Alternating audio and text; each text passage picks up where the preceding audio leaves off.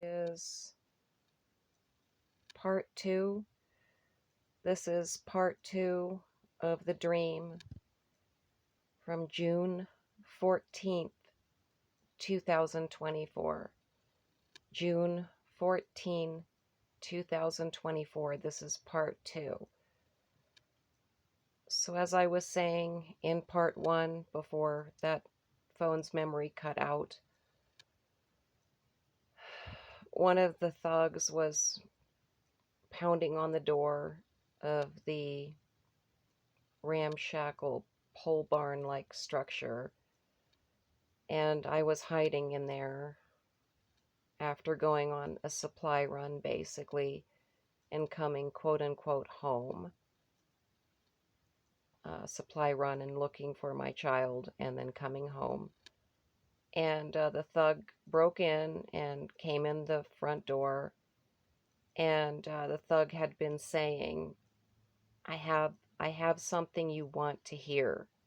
I have something to tell you and you want to hear it. I'm not here to do anything to you. We already have your child. Your child's gone, but I have something to tell you and you want to hear it. And the thug broke in and came running in, striding in, whatever. And I was hiding. And in the dream, I dropped down to like under the floor. And I scurried and ran out. And the thugs then proceeded to chase me. So I was running under the floor where the thug was, and the thug spun around and he was chasing me, and he was hot on my heels, and I was running, and then I just ran out into the night. I guess it was nighttime in the dream when this happened, and I just ran out into the night, into the open air, whatever, running, and this thug was running after me, and I, in essence, from what I can tell, got away.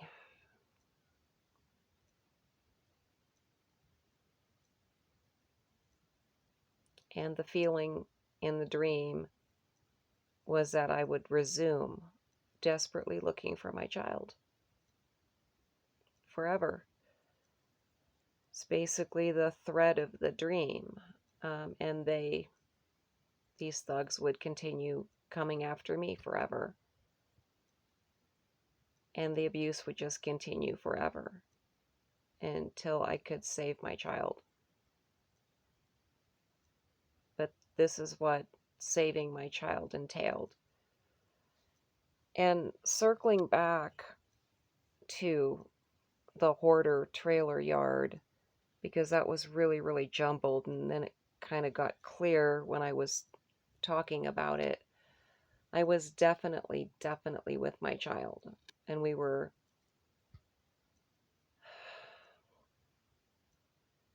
walking and running and scurrying through that neighborhood together.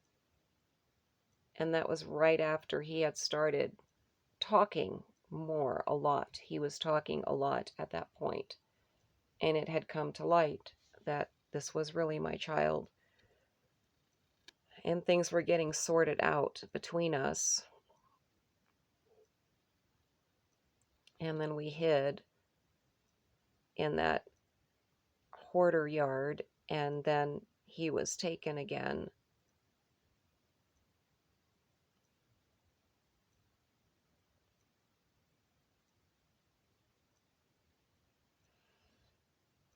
And again, this is a dream that's been repeated. I have had this dream numerous times,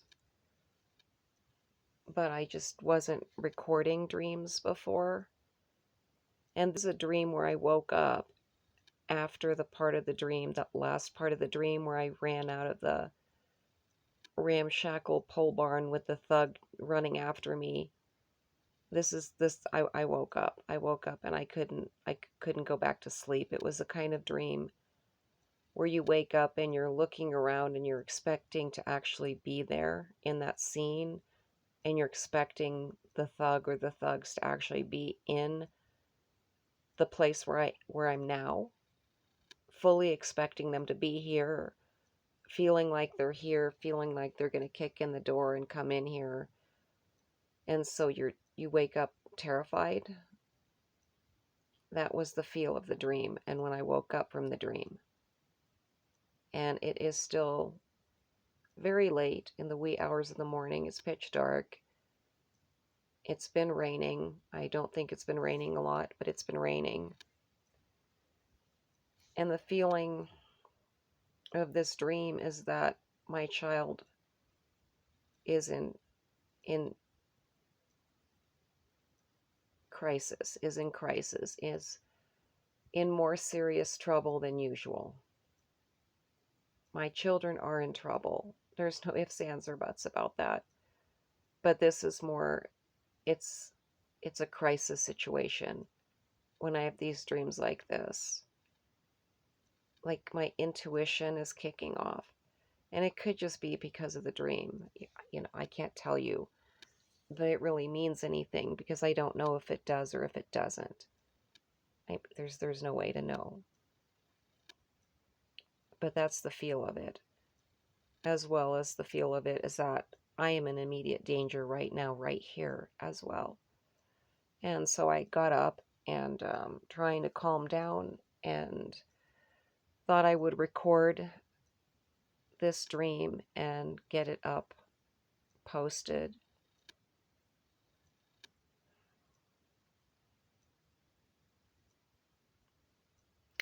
And the dream, and that last part of the dream when my child started really talking again and was sharing the memories and everything from before.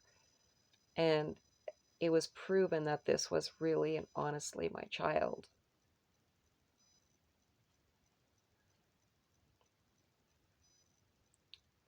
And all the beliefs that my child had that I hadn't tried and I hadn't, just the brainwashing and the parental alienation that my child had been fed by the abuser, believing all of these things that aren't true. That's going on in reality. That's already proven. It has already happened to the maximum degree possible. Everything that is the opposite of reality is what my kids believe. The most extreme opposite imaginable. I just ran off. I'm this out of control druggie. I'm this out of control lunatic. If they even talk to me, they would starve to death on the street and be homeless no matter what. Not because of what my ex is doing, not because thugs coming after us, not because of any of that, just because that's just how in the best situation, that is what my life would be. And if they even talk to me, we would be on the street, eating out of dumpsters, and I would be, doing the most insane, disgusting things imaginable 24/7. Not have a job, not, ever make a meal, not ever do anything normal. That's what they have been led to believe as they are being abused by the abuser and everything else that's going on. So when my child started talking and telling me all these things that, believed that I just run off and I didn't care and I didn't try and, how dare I knew about all the abuse that he was going through and I just didn't care and I just ran off and had my little happy time. That's what he believed. And then I proved to him that that was not true and what actually was the truth.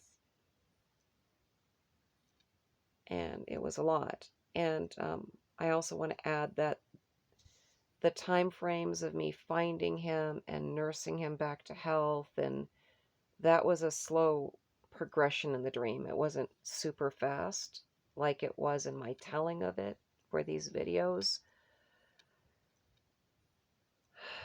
But yeah, so this is part 2, and that was the dream so far for tonight, June 14th, 2024. And again, this is part 2. Please do listen to part 1.